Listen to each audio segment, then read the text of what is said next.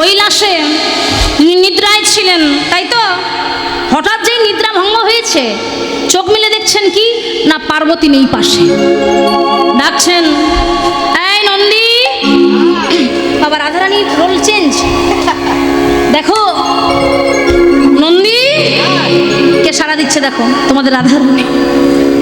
এই নন্দী, ভিঙ্গি। ও নন্দীও তুই ভিঙ্গিও তুই। সাড়া দিবি ভিঙ্গি, মা কোথায়? জানি না। জানো না? না। দাঁড়ে বসে রইলে, হায় রে,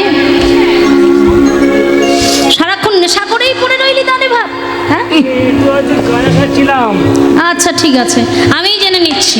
ধ্যান যোগে জেনে দেখলেন বৃন্দাবনের রাসলীলা হচ্ছে, আর সেই রাস মঞ্চের দাঁড়িয়ে হয়েছেন আমার পার্বতী। ভাবছে ভগবান রাসলীলা করছেন, আমি যাব না? হ্যাঁ, আমিও যাব, সেই লীলা দর্শন করব। তাই রাখছে, নন্দী রেঙ্গি, কাশি যা। হ্যাঁ কাশি, কাশি গিয়ে আমার জন্য 80 হাত শাড়ি আনবে। সেই শাড়ি পরে আমি নারী বেশ ধারণ করবো। কাশি থেকে 80 হাত শাড়ি আন। হ্যাঁ, নিয়ে এসে আমাকে দে, কেননা আমার একটু এত শরীর নয় তো, ইয়া বড় ভুড়ি। দেখেছেন যেখানে যেখানে আমার বাবার মন্দির আছে কেমন বসে থাকে, কানে ধুতুরা ফুল দিয়ে, হাতে কি থাকে? ত্রিশূল। ত্রিশূলে আবার কি থাকে? একটা ডুগডুগি। আর বাবার মন্দিরে কি থাকে? একটা ষাঁড় থাকে না? হ্যাঁ, এই যে আমার রাধে। তাই বলছে, এই ভিঙ্গি যা, কাশি গিয়ে আমার জন্য 80 হাত শাড়ি এনে দে। শাড়ি পরিধান করে 80 হাত শাড়ি এনে ভালো করে পরিধান করছেন। শাড়িটা গুনে দাও, 80 হাত গুনে দাও শাড়িটা। না না না, 80 হাত। এইবার শাড়িখানা পরিধান করে ভোলানাথ বলছে, আমিও যাবো বৃন্দাবনে, কিন্তু মেয়েরা কেমন হেঁটে দেখায় আমি জানি না। এই ভৃঙ্গি, মেয়েরা কেমন হাঁটে রে বাপ? একটু ভালো বাহ বাহ, ওইভাবে হাঁটে মেয়েরা। কাকু ওইভাবে হাঁটে,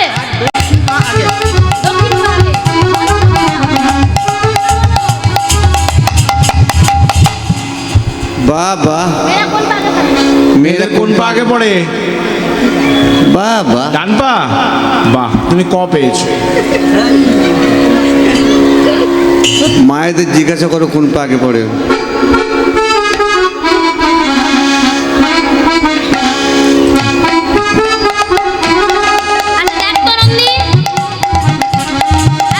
মেয়েদের মতো লাগছে আমাকে? হ্যাঁ, পুরো মায়ের মতো না?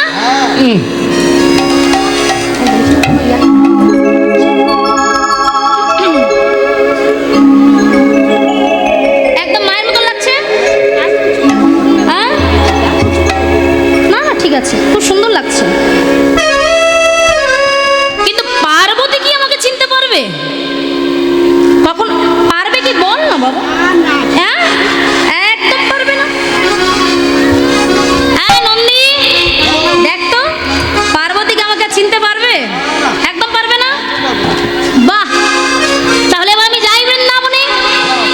হ্যাঁ ভেঙ্গি, নন্দী, তোরা তো থাকবি কৈলাসে, দেখিস বাবা যেন আমার বুড়ো ষাঁড়টা ভালো থাকে। হ্যাঁ ঠিক আছে, আমি তাহলে আসি। বৃন্দাবনে চলেছে নিতাই গৌর হরি বল, উলুধ্বনি।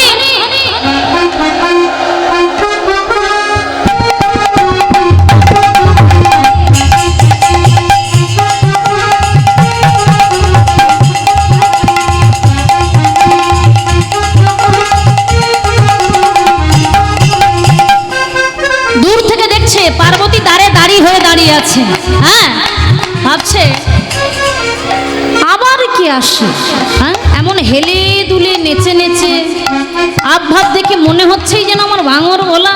হ্যাঁ, তো দেখি কাছে আসুক।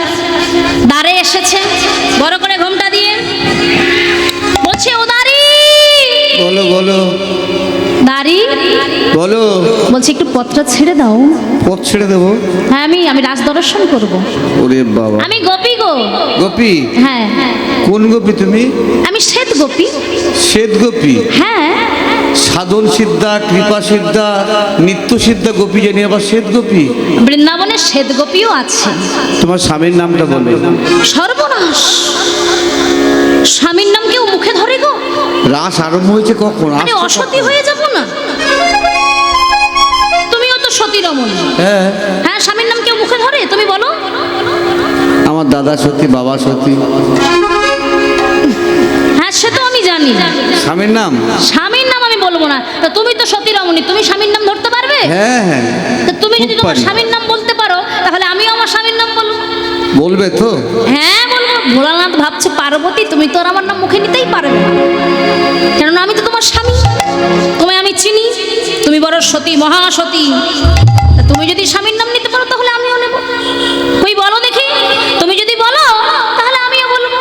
আমার স্বামীর নাম শিব, শম্ভু, শঙ্কর, আবার ওই মহাদেব। যারা নেশা করে, যারা নেশা টেশা করে তারা বলে হ্যাঁ, বোম ভোলে। তাহলে তো আমাকে বলতেই হয়।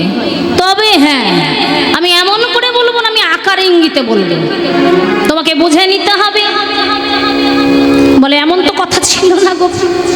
বলে হ্যাঁ, আমি বাবা অসতী হতে পারবো না তোমার মতো, স্বামীর নাম আমি মুখেই আনবো না। বলছে বেশ, স্বামীর নাম মুখে আনতেই হবে না, তাহলে তুমি আকার ইঙ্গিতেই বলো, আমি বুঝে নেব। পার্বতী মনে মনে ভাবছে, স্বামী তোমায় তো আমি খুব ভালো করে চিনি, তোমাকে দেখেই আমি বুঝতে পেরে গেছি আবভাব দেখি। তা কই বলো দেখি তোমার স্বামীর নাম। ও গোপী, ও গোপী, হ্যাঁ হ্যাঁ হ্যাঁ, বলো শোনো, বলো।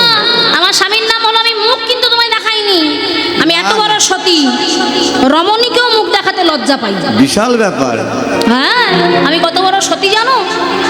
তাই বলছি শোনো, আমার স্বামীর নামের প্রথম অক্ষর হলো দন্তেন্ন, আর শেষের অক্ষর হলো মূর্ধন্য।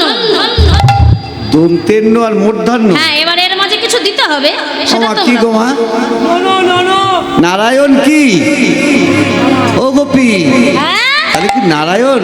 ওইটাই আমার স্বামী। ওরে বাবা, নারায়ণ, লক্ষ্মী দেবী এসছে।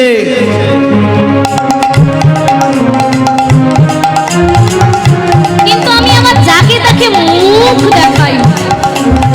নাকি পথ ছাড়ো। এ দাঁড়াও দাঁড়াও, আরে পথটা ছাড়ো। তোমার যে চলন ভালো না গো।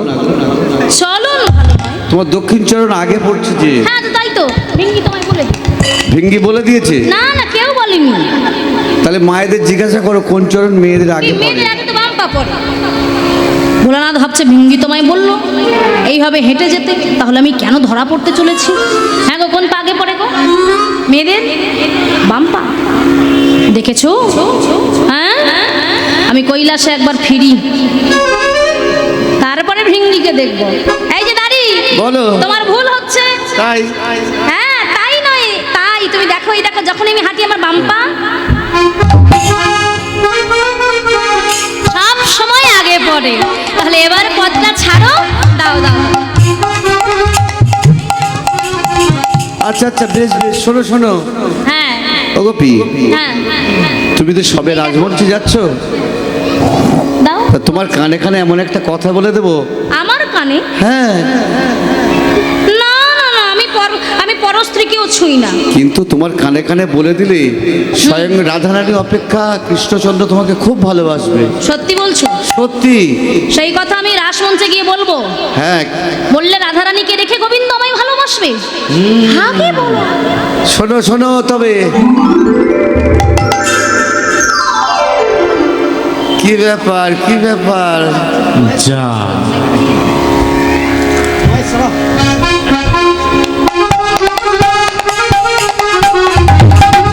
যাক, যখন দেখেই ফেলেছো আমি এইভাবেই যাব। একবার দাঁড় ছেড়ে দাও তো পার্বতী। হবে না কেন? হে, আরে আমি তো তোমার স্বামী, তুমি তো আমায় চেনো। বড় আশা নিয়ে কৈলাস থেকে এসেছি, এই ভোর রাতে ছুটে এসেছি। দাও দাও দাও দাও। দেবে না তো? না। বেশ, এই রাসলীলার উপর অভিশাপ দেব। প্রাণ গোবিন্দ আমার সকলে কিছু অন্তরে বুঝতে পেরে বাইরে এসে বলছে, ভোলানাথ বৃথা কেন ক্রোধ করো, ফিরে যাও তুমি কৈলাস ধাম। বলছে, প্রভু গো, এই লীলা যখন আমার ভাগ্যে দর্শন হলো না, তাহলে এই লীলার উপর অভিশাপ দিলাম। আগত কলিযুগে যেখানে যেখানে রাসলীলা হবে, সেখানে সেখানে নারী পুরুষ উভয় একত্রে বসে করবে মধুর মধুর রাসলীলা দর্শন। নিতাই গৌর হরিবোল হরিবোল হরিবোল হরিবোল। আর প্রভু, আমি তোমাকেও অভিশাপ দিলাম, আগত কলিযুগে তুমি নিজেই এই প্রেম রস প্রতিটি জীবের দ্বারে দ্বারে বিতরণ করবে। গোবিন্দ বলল, তথাস্তু হে ভোলানাথ, আমি তোমাকেও অভিসম্পাত করলাম। আগত কলিযুগে তোমার অভিশাপ মতো ব্রজগোপীদের প্রেমঋণ শোধ করার জন্য আমি তো যাব কলিযুগে ওই ধরা পড়ে গৌর রূপে, আর প্রতিটি জীবের দ্বারে দ্বারে কেঁদে বেড়াবো রাধে বলে। আর তোমাকেও কি অভিশাপ দিলাম, আগত কলিযুগে আমার আগে তুমি যাবে ধরা পড়ে, তুমি হবে শান্তিপুরের বাগলা গ্রামের অদ্বৈতাচার্য। শান্তিপুরের বাগলা গ্রামের অদ্বৈতাচার্য, দেখবেন আমার গৌর হরির যে পঞ্চতত্ত্বের ছবি আছে, সবচেয়ে বৃদ্ধ, এত বড় বড় দাড়ি, পাকা চুল মাথায়, তিনি হলেন বৃদ্ধ অদ্বৈতাচার্য। তিনি স্বয়ং ভোলানাথ, তিনিও এসেছেন। তারা তো সবাই এসেছে গো ব্রজে, যারা ব্রজে ছিল তারাই তো নদে এসেছে।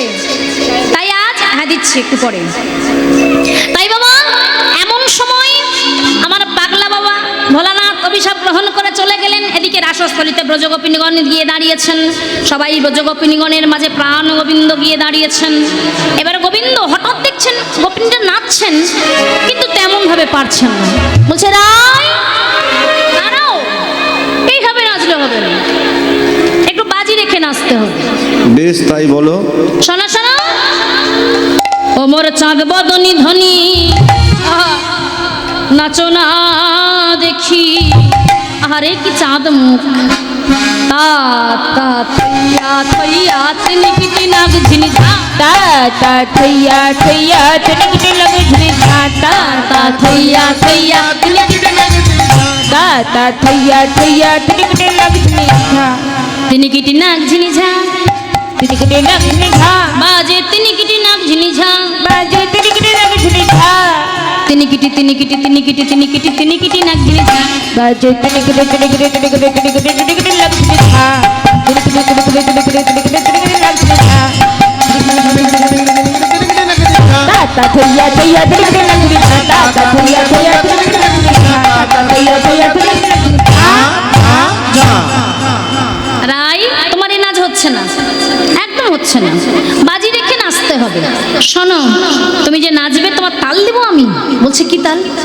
বিষম সংকট তালে বাজাইব বাঁশি, বিষম সংকট তালে বাজাইব বাঁশি, বিষম সংকট তালে বাজাইব বাঁশি, বিষম সংকট তালে বাজাইব বাঁশি, ভূমিতে ধনুর মতো করে এঁকে দেব, সেই ধনু অঙ্কের মাঝে নাচ বুঝিব প্রেয়সী। রাধে রাধে রাধে বুঝিব প্রেয়সী, ধনু রঙের মাঝে নাচ বুঝিব প্রেয়সী, ধনু রঙের মাঝে নাচ বুঝিব প্রেয়সী, ধনু রঙের মাঝে নাচ বুঝিব প্রেয়সী, তা তা থইয়া থইয়া তা তা থইয়া থইয়া তা তা থইয়া থইয়া তিনকিটি নাগ ঝিনি ঝা, ঝা, ঝা।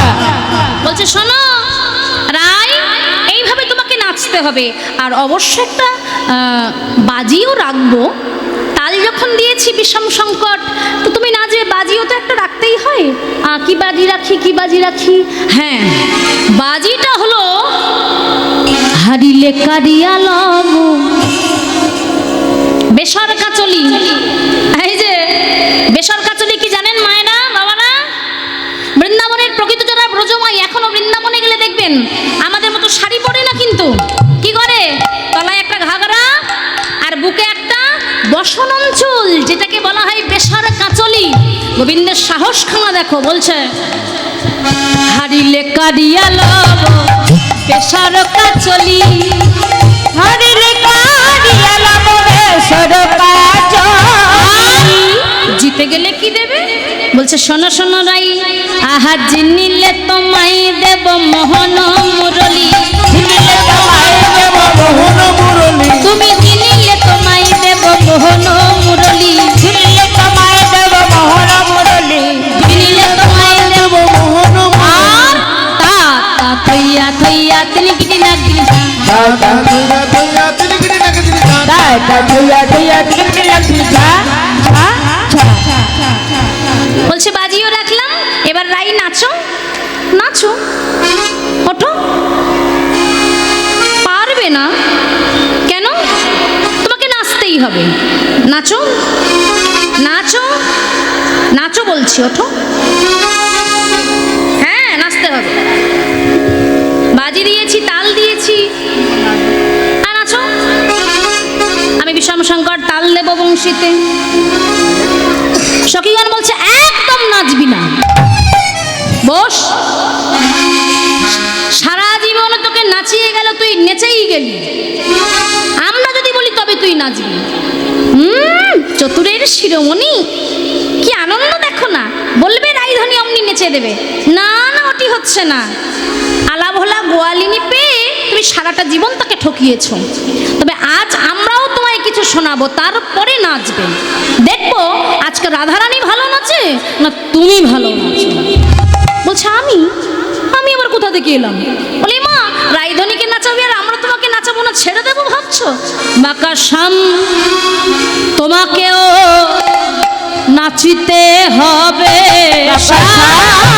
তোমাকেও নাচিতে হবে, তোমাকেও নাচিতে হবে। বাঁকা শাম তোমাকেও নাচিতে হবে। রিগে দাছে না খেটা থো গুরগুরু লাগছিনি ঝা, ঝানা খেটা রিগে দাছে না খেটা থো গুরগুরু লাগছিনি ঝা, রিগিলা ঝানা খেটা ঠাকুর নাচনি ঝা, থো গুরু লাগছিনি ঝা, ঠাকুর লক্ষ্মী ঝা, বাজে থো গুরু লাগছিনি ঝা, বাজে ঠাকুর লক্ষ্মী ঝা, বাজে লাগছিনি লাগছিনি লাগছিনি লাগছিনি লাগছিনি লাগছিনি ঝা, বাজে বাজে লাগছিনি লাগছিনি লাগছিনি লাগছিনি লাগছিনি লাগছিনি ঝা, বাজে লক্ষ্মী লক্ষ্মী লক্ষ্মী লক্ষ্মী লক্ষ্মী লক্ষ্মী ঝা, রিগে দাছে না খেটা থো গুরু লাগছিনি ঝা, রিগে দাছে না খেটা থো গুরু রিগে দাছে না খেটা থো গুরু। শোনো রাই, আমরা যখন বলবো তখন নাচবে, তার আগে নয়। শোনো, ও হে শ্যাম সুন্দর, ভাবছোটা কি? রাইধনী একা নাচবে? তোমাকেও নাচতে হবে। আর তুমি যেন কি তাল দিয়েছো? বিষম শঙ্কর না রাই? বিষম শঙ্কর তাল দিয়েছে। শোনো, আমরাও তোমাকে তাল দেবো। এই যে তোমাকেও তাল দেব, তুমি যেমন রাইধনীকে দিয়েছো, তোমাকে কি তাল দেবো? শোনো, আর যদি হেরে যাও তার জন্য একটা বাজিয়ে দেব। কি বাজি জানো? আগে শোনো, তুমি নাচবে, তোমার নানরিবে গন্ড মুন্ড নপুরের কড়াই, নানরিবে গন্ড মুন্ড নপুরের কড়াই, শোনো, নানরিবে গন্ড মুন্ড নপুরের কড়াই, নানরিবে গন্ড মুন্ড নপুরের কড়াই, নানরিবে গন্ড মুন্ড, তোমার বলাটাও নড়বে না, নপুরের কড়াই, নানরিবে গন্ড মুন্ড নপুরের কড়াই, নানরিবে বনমালা, নানরিবে বনমালা, বুঝিব বড়াই, নানরিবে বনমালা, বুঝিব বড়াই, নানরিবে গন্ধ উলো ধরে, নপুরের কড়াই, নানরিবে গন্ড মুন্ড নপুরের কড়াই। শোনো, এই যে তুমি নাচবে কিন্তু তোমার গন্ডমুন্ড নুপুর নড়বে না, চরণের নুপুর নড়বে না, গন্ডমুন্ড। ও আচ্ছা, তুমি তো রাইধনী। শোনো, ঠিক বলছি না? হ্যাঁ, শ্যাম সুন্দর রাইধনীকে যেমন বলেছ, ঠিক তেমনি তোমার তোমাকে বলছি। আর শোনো, তুমি যে নাচবে, তোমার না নড়িবে ক্ষুদ্র ঘুন্টি শ্রবণের কুণ্ডল। ক্ষুদ্র ঘুন্টি শ্রবণের কুণ্ডল, ছোট ছোট কুণ্ডল পড়ে আছে, মকরাকৃতি কুণ্ডল, সেটাও দুলবে না। আর না নড়িবে নাসার মতি, নাসার মতি নয়নের পল, নয়নের বলে এইভাবে কেউ নাচতে পারে? হ্যাঁ, তোমরা যে নাচাচ্ছ আমাকে একটা একটা স্থির কিছু বলো। গন্ডমুন্ড মানে মাথা নড়বে না, গলা নড়বে না, চরণের নুপুর নড়বে না, এমনকি আমার কর্ণের কুণ্ডলটাও নড়বে না, একটা ছোট্ট কুণ্ডল তাও নড়বে না, সেটাও মেনে নিলাম, কিন্তু চোখের তারাও নড়বে না। তা আমি কি এমন ভাবে শুধু দাঁড়িয়েই নাচবো? এমন ভাবে দাঁড়িয়ে না যাচ্ছে বুঝি? বলে হ্যাঁ, তোমাকে নাচতে হবে। বলছে সর্বনাশ, বড় কঠিন তো তোমরা, তোমাদের মনে কি দয়া মায়া নাই? বলে আছে তো। ও গোবিন্দ, কি তাল দেব শোনো। উদ্ভট তালেতে যদি হার বনমালী, উদ্ভট তালেতে যদি হার বনমালী। কি বললে? উদ্ভট ভালো তাল, ভালো তাল। হ্যাঁ বাবা, জীবনে তো শুনি নাই গো। এই তালে এবার নাচতে পারবো? কেমন ছন্দ গো? চার চার ছন্দ। 4 4 8 6 9 9 4 4 6, এই হচ্ছে ছন্দ। সর্বনাশ, হ্যাঁ, দারুণ এইভাবে ছন্দ। ছন্দ, এই নাচে কি আমি নাচতে পারবো? বলছো হ্যাঁ, উদ্ভট তালে। উদ্ভট তালেতে যদি হার বনমালী, উদ্ভট তালেতে যদি হার বনমালী। চূড়াবাসী কেড়ে নিয়ে দেব করো তালি। তোমার চূড়াবাসী কেড়ে নিয়ে দেব করো তালি, চূড়াবাসী কেড়ে নিয়ে দেব করো তালি। ধৃগে দাঝে না খেটা, ঝিলা ঝিলা ঝেলা ঝেলা ধমন লাগলি যা, ঝেলা ঝেলা ঝেলা ধমন লাগলি যা। বলছে বেশ, আর কি আছে তোমাদের মনে বলো? বলছে এই যে তুমি বুঝি একাই তাল শিখেছো, আমরা কেউ জানি না, আমাদেরকে কি বাজাবে একটু শুনে নাও। ললিতা বাজাইবি না বিশাখা মৃদঙ্গ, ললিতা বাজাইবি না বিশাখা মৃদঙ্গ। বিশাখা মৃদঙ্গ বাজাও বিশাখা, বাজাও বাজাও। বাহ।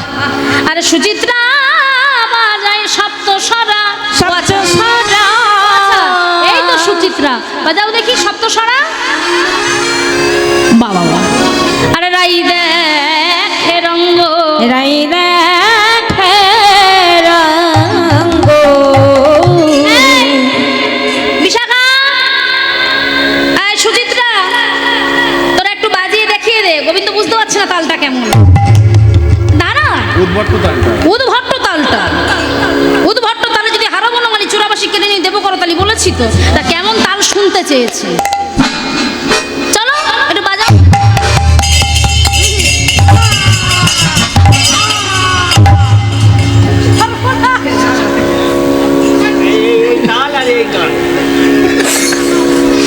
সর্বনাশ, এই একটা তাল আর ওই একটা গান। হ্যাঁ, এই আ করে চিৎকার করে এটা গান, আর এই যে আর মতন বাজাচ্ছ, কোনো কিছু মাথা মুন্ড নাই, এইটাই তাল, এই তালে আমি নাচবো? নাচতে হবে বলে জুলুম করছে বুঝি। এই যে যার মতো চেঁচাবে, কোনো তাল নেই, এইভাবে নাচা যায়? ললিতা বলছে তোমাকে নাচতে হবে শ্যামসুন্দর, সারা জীবন তুমি রাইধনীকে নাচিয়ে এসেছো, আজকে তোমাকেও নাচতে হবে।